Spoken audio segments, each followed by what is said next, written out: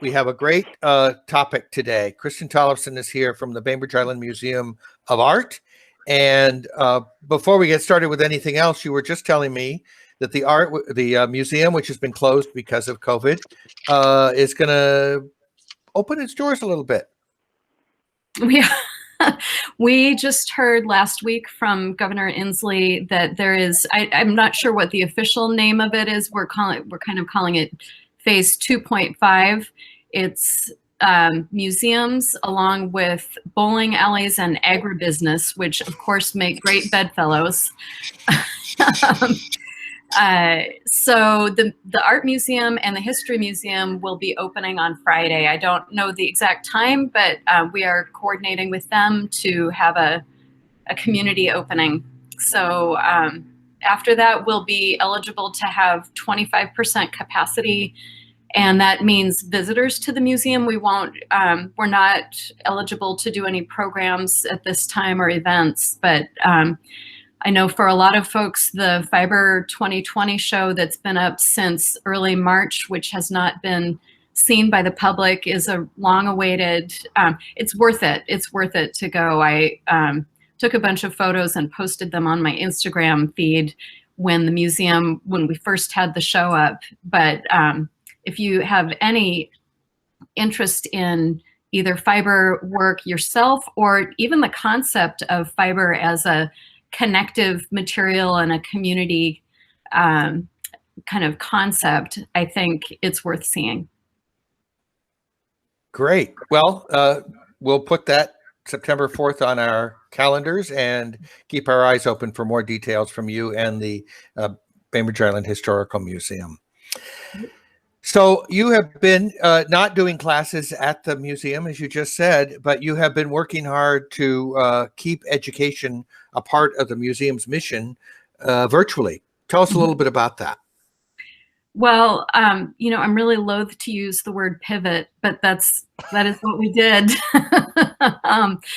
The museum I'm the director of education at the museum, and since I've been there since before the museum opened. And so as we've grown over the years, we've developed programs that try to link a variety of age groups and abilities. And so one of the things that we had been offering was a series called Art in Action, which was a drop-in program that originally ran during school breaks. Then we moved it to also include special events, and we were just in the process of shifting it to being a weekend drop-in project-based learning in Larry when COVID descended upon us. So basically it's a what we would call a make and take project, open to any ages. We've had groups of I know some of you know Irene Clark. Irene brought a couple of friends, and they sat and made a little pod of workers and inhabited the space. We see a lot of parents with kids.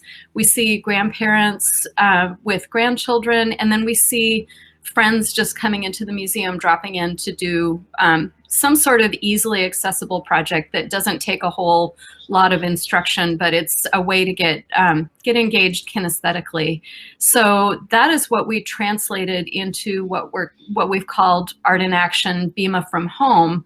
And it's a series of short videos that we've been filming at home we've become masters at iMovie and self-editing. And we're really trying to take projects that are easily accessible, that don't require a lot of art materials, that may get you to think about or look at or maybe even talk about artwork in ways that can be applied to a variety of different settings. So we've done some writing, we've done some observation, we've done, Reed, I'm sorry, this is right, Reed. Reed was saying that we are opening in conjunction with the Historical Museum next Friday. I think that was where the confusion was. So I am with the Art Museum. That's right. Thanks, Christina. So Reed, I know that you said that you were going to be able to show us some clips. I'm not sure if that's actually possible. Yeah, I'm going to make a little transition here, and I will get right back to you to do that. Okay. But I will be able to do that in a minute. Okay, so I'll just keep talking. One of the things that we do is we support schools and educators, and so we're trying to make these platforms accessible to a wide variety of ages as well, not just for kids to be plunked down in front of a screen, but to have maybe a parent and a child sit down together, or a self-directed adult sit down and do these projects. So like I said, we've tried to address certain topics that might be of interest. We've tried to highlight things that are on display in the museum that may not be visible in person. I have done a couple of episodes around different kinds of fiber techniques. One was how to tie a bowline knot. One was how to do finger crochet.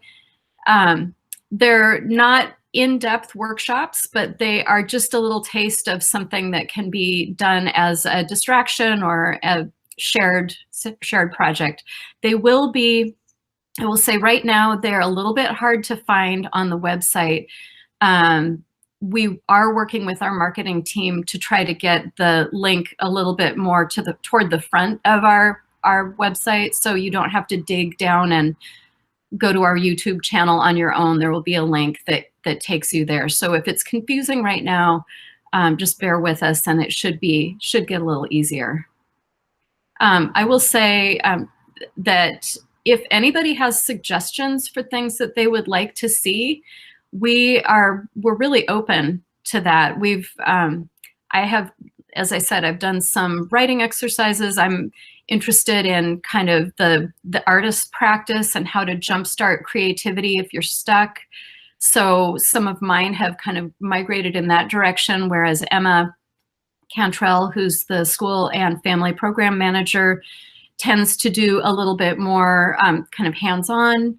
So we're really happy to take audience suggestions and try to fold those in if anybody would like to share.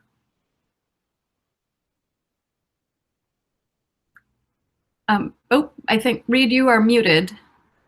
I found the location in on the YouTube channel. Okay. So I don't know if there's one of these, the automatic writing or collagraphs, or one that you would like to start with. Well, I can tell you that one that got a lot of responses was way back in the beginning when I did some watercolors with things around the house, food products, and Sheila asked about whether we had done anything with plants, and we have done, that was one, the watercolor workshop was one with plants. I also did one that was observational drawing, but not, if you're talking about whether we've done anything with plants, I'll wait until we get back up there. Okay. Yeah. Okay. So that's, I'm not actually on the right tab. That's okay. Let's see, Chrome tab. You are giving us a good illustration of how hard it is to find the link. Yeah, we can see that. So Okay. I have the watercolors one, which we could start with if we wanted. Okay. I am not able to see. Hi, it's Kristin Tollefson, the Education Director at the Bainbridge Island Museum of Art, here with another Art in Action BIMA from Home.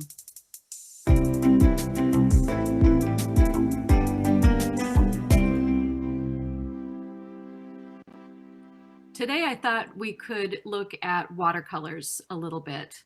They're a great medium to play with during the summer because they're so simple to clean up. They can be taken outside, and they can even be made into a travel kit that you can take with you if you are going somewhere away from home. I wanted to show you my watercolor kit that I made out of a candy tin. This one is filled with modeling clay that I could bake in the oven, like Sculpey or Fimo, and I built some little moats out of the modeling clay. You can see them right here. Then I took some liquid watercolor out of a tube and squirted it in each one of the little compartments. And I've got myself a kit that I can take with me that fits in my pocket. It's got a little place to mix colors up here and a place for black and white, so I can really make a whole array of different colors by blending them together. There are many people who are very skilled with watercolors and they can do tiny, tiny detail. I am not one of those people. I like watercolor for the way that water moves the color around and for the freedom of letting go when I put watercolor on paper. I'm going to show you a couple of examples of techniques that I like to use when I'm playing, and I'm going to show you a couple of pieces that were samples that I made and talk about those. One technique that I like to use.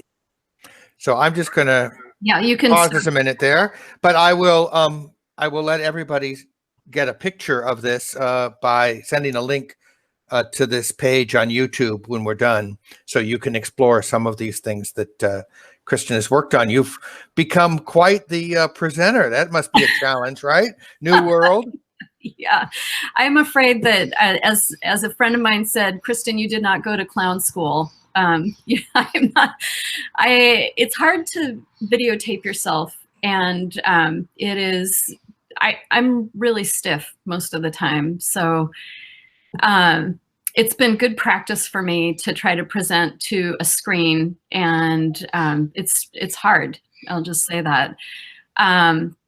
Let's see, what I wanted to say about, Sheila asked whether we were using plants to incorporate into materials. I will say there is one that Emma did that was borrowed from Andy Goldsworthy's technique of building installations using natural materials. And it's she did it in her backyard over in Seattle, and it's a very sweet one.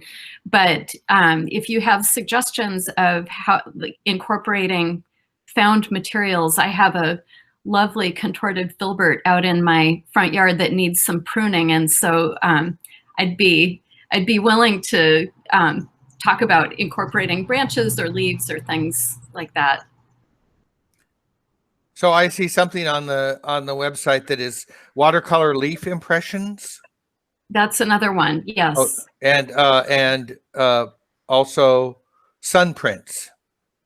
Yeah, sun prints, which are, you have to have that that blue paper that comes in a package. I believe that they use that as a material, but yeah.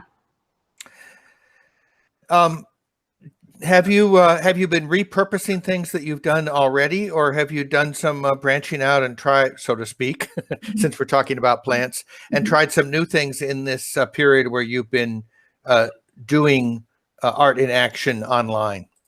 We did pilot a trial run of a workshop that people could sign up for, and it was along the lines of the art in action, in that the artist Linda actually used objects from around the house to create printing blocks. So a kitchen sponge was cut to make letters that could be printed. It was right during a lot of the protests, active protests. So she was making some signs using those letters. We learned a lot from it. It was an hour-long workshop that was really mostly a demo. And what we learned was people really want to be making things while they're in a workshop. They don't want to just hear things from one direction. So we would incorporate that into, we will be offering workshops coming up online that allow for space for people to do some more creation. I've been talking with artists who are interested in giving it a try. And not unlike this forum, It would be a Zoom group, like a webinar, and I would be in Reed's place being the facilitator, and the artist would be just focusing on doing the talking and the instruction. But we do have some things in the works, probably looking at early October for those to be really launched. I will be teaching a workshop through Pratt Fine Arts Center, and so I'll be learning different ways of doing this as well. As you can see, I'm versed now in this kind of narrative style.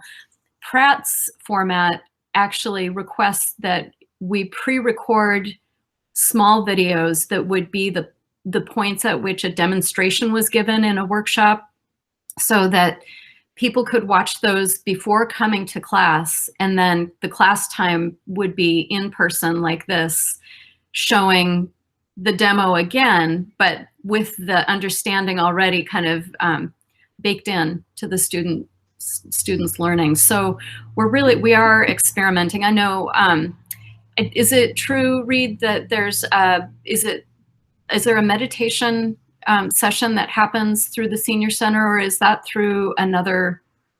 Well, there are other organizations that have meditation activities. Yeah. We have recorded our exercise. One of our exercise folks, Helen Heaslip, has recorded a meditation video that is available, and it's great. And she has a little intro video that she put on so that you kind of get set up, right? So that you're going to not have your leg fall asleep in the middle of your meditation. And that video has gotten a fair amount of use. I think Dealu and some other organizations probably also have ongoing meditations. And I do know, I mean, the inventiveness of this time is amazing. I'm involved in a kind of a spiritual meditation group that's been trying to meet on Zoom.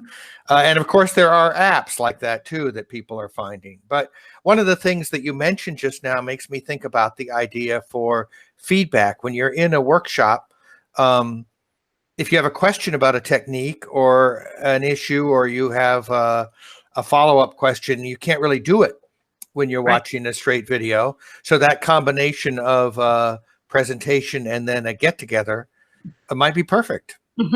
Well, I think you really point to what we're aiming for, is trying to find the sweet spot where people feel supported by the platform that they're working on, rather than just drained. I know I'm on the computer so much, and by on it I mean not just working on it, but interfacing on it, and it's exhausting to try to track everybody's face, and it's such a two-dimensional scene. So we are trying to figure out ways, not only on the computer or virtually like this, but we are generating, we're in the process of envisioning, we will be generating some downloadable materials that can be used at home, that will tie into what's happening exhibition-wise or content-wise at the museum. So we're developing, for starters, an interactive piece about the fiber exhibition. And I'm not sure how long the fiber show will be up. It'll be up for a little bit longer, but we're hoping to maximize this time when we can't really gather very easily, and really build something that can be translated into being in person later. I know one thing that we are going to be presenting in a new way is our Dia de los Muertos event, which for those of you who have participated in it in the past, it's very dependent on gathering at the museum. This year, because it's unlikely that we'll be at the point where we can do a major event there, we're trying to think of ways that we can have music and engagement virtually, at a distance, outside, all these different ways that people can gather that will be supportive of the idea. So, yeah. One of the things that you that I see in the catalog of Art in Action are some a theme of daily rituals. So, can you tell us a little bit about that that concept and what kinds of activities lend themselves to that kind of daily engagement? Yeah. Well, that series specifically was born out of a book that Emma had brought to the conversation that talks about artists and their daily rituals. And daily rituals can be anything. I know there's a great book called The Creative Habit and How to Use It. And that was, oh, I'm not going to remember her name right now, but she's a dancer, well-known dancer, who talks about how what her creative life is like. And I think it's really an effort at dispelling this misconception that artists are just, they're inspired or they need inspiration. The reality is that it's a lot of dedication and work and building of good habits, because you're creating the car as you're driving it, really. So, yep, thank you, Twyla Tharp. It's a great book, and I'm not sure if it's available through Libby online at the library, but if you get your hands on it, it has some great suggestions. So a daily ritual could be anything like, there's a practice called morning papers where with the artists in the artist's way, which is another art kind of creative habit building book, where you sit and you just write stream of consciousness for Jim is nodding his head. Have you done that?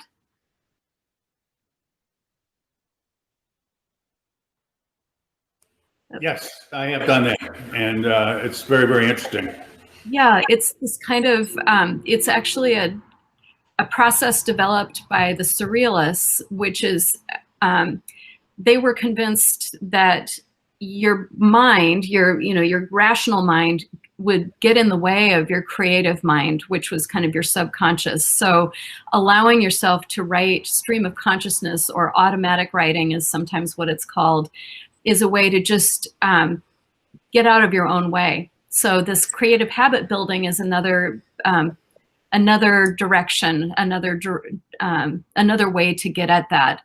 If you get up in the morning and you set aside time to write or draw, or I know I have a friend who used to get up at 4:30 in the morning so that she could get into the studio before going to her 5:30 a.m. exercise class, and she did it every morning.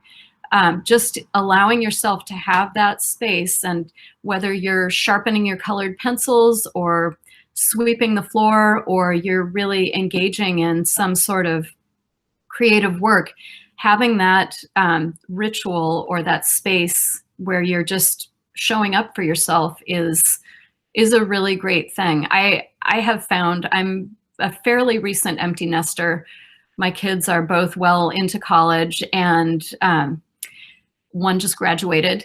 And so some days, especially during this time of endless days, endless working, it's great to have that punctuation, and it really gives you a sense of purpose to do that. So it could be writing, like the automatic writing. It could be a dedicated space in your studio. Sometimes I find that going on the internet can also be a creative act where I am looking at blogs or looking at websites that I know are good resources for me. I would not advise news processing as a creative habit, but for some people it is. Anything that is where you're trusting your intuition to really, you're gravitating toward things that get you excited. I know Twyla Tharp talks about boxes, and she keeps a box where if something comes across her desk, an idea or an object or something, she'll put it in the box. She files things in these very general areas that she can then go through and kind of reorganize and sort out later on. So So I wonder if anybody that's on this call has had, Jim mentioned the idea of doing some work with automatic writing. If you've had any experiences over the last few months that you found helpful, or sort of gear switching that allows you to open up your mind in this time when it's easy to be closed down a little bit. I know I took to heart the idea of sourdough. We had Anne Lovejoy come, and I'm not the only person who's tried that, but it was kind of an amazing idea to me that you could just basically start with paste and end up with a meal. And it, I mean, I had a couple of different looking loaves, but it was an activity that did not take a lot of time. It does require a couple of visits with your muck during each day, at least, to feed it and water it. But you come up with something at the end that you don't know what it's going to be, and it's very different from a lot of the other things I do with my life. One thing that I've been doing, and this sounds a little bit different, but and I did do it beforehand, and this was putting jigsaw puzzles together. And the thing that does that for me is that I have completely revamped my way of looking at jigsaw puzzles. So instead of doing the outside, of course you do the outside, but doing the inside was taking a piece out of the box and looking at the picture and figuring where on the board should go. And then you just keep doing, I just keep doing that. And rather than forming colors together or anything like that, but just, it's sort of like, it's like putting a jigsaw puzzle together, actually. But it's fun.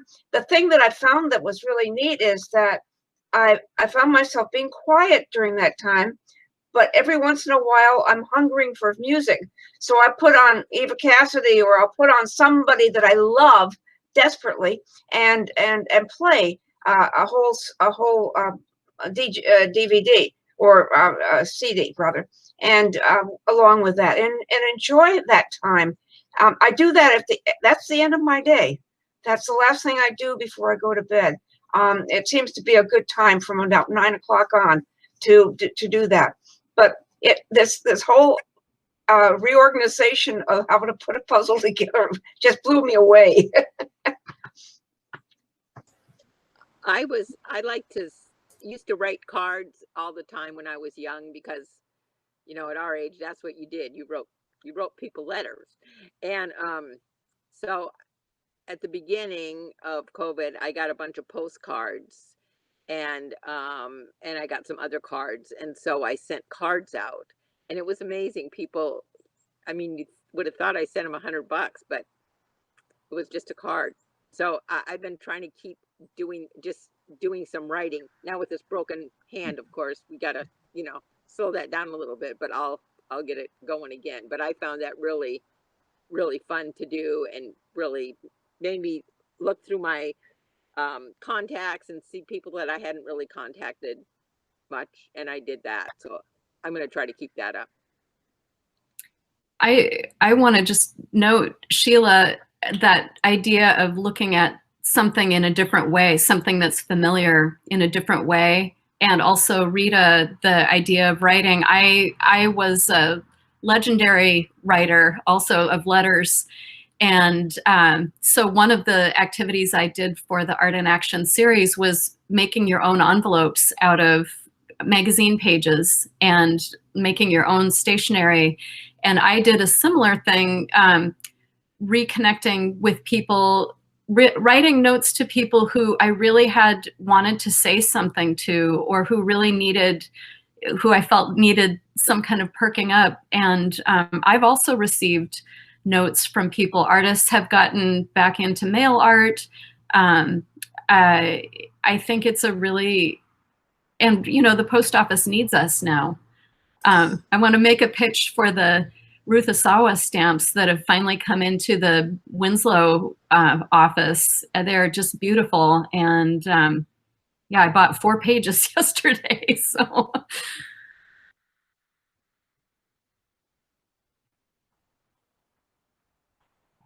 Yes, I'm going to the post office today too, because we kind of do what Rita's doing, is that we have Lisa at the Bonbon mail fudge just sporadically to people for no reason at all. You know, it's not an anniversary, birthday, or anything, but and they're surprised. They're like, oh my gosh, you know.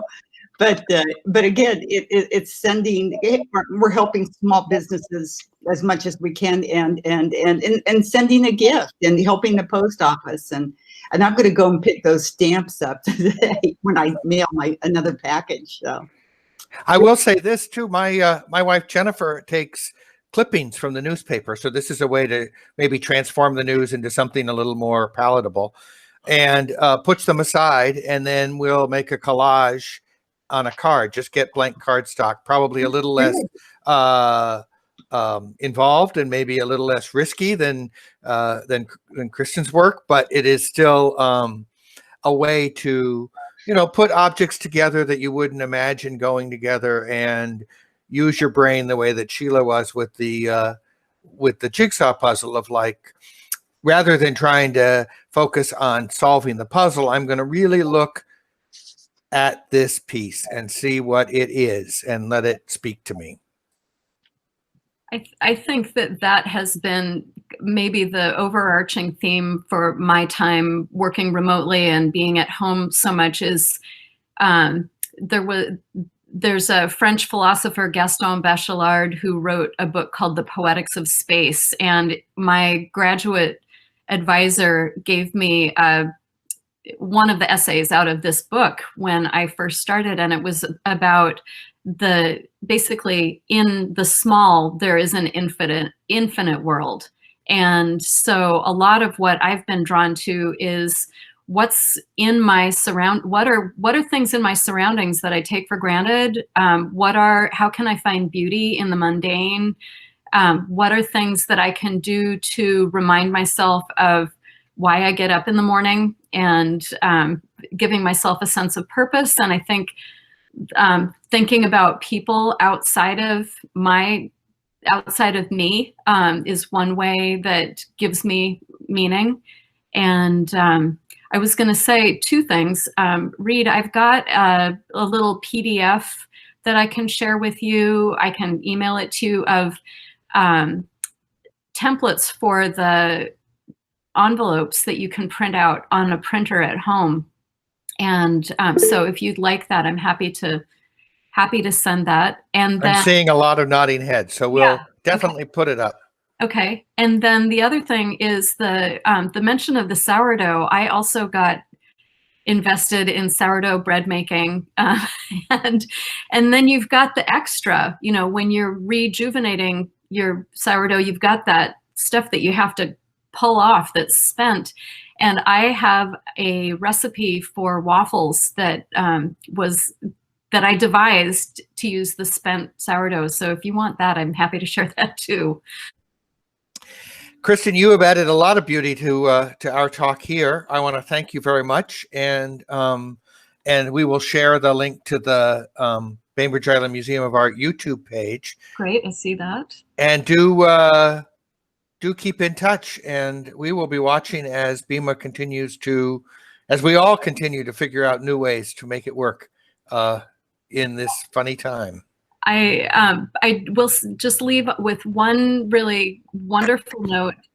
We were approved for an AmeriCorps volunteer position early on this year to support our creative aging programming. And so we have hired a young person who will be driving up in their van from Santa Cruz, and will be living on the island at the starting in the beginning of October.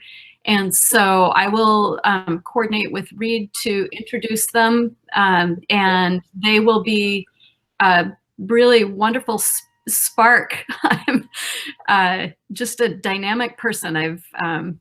Be really interesting. So looking forward to that too.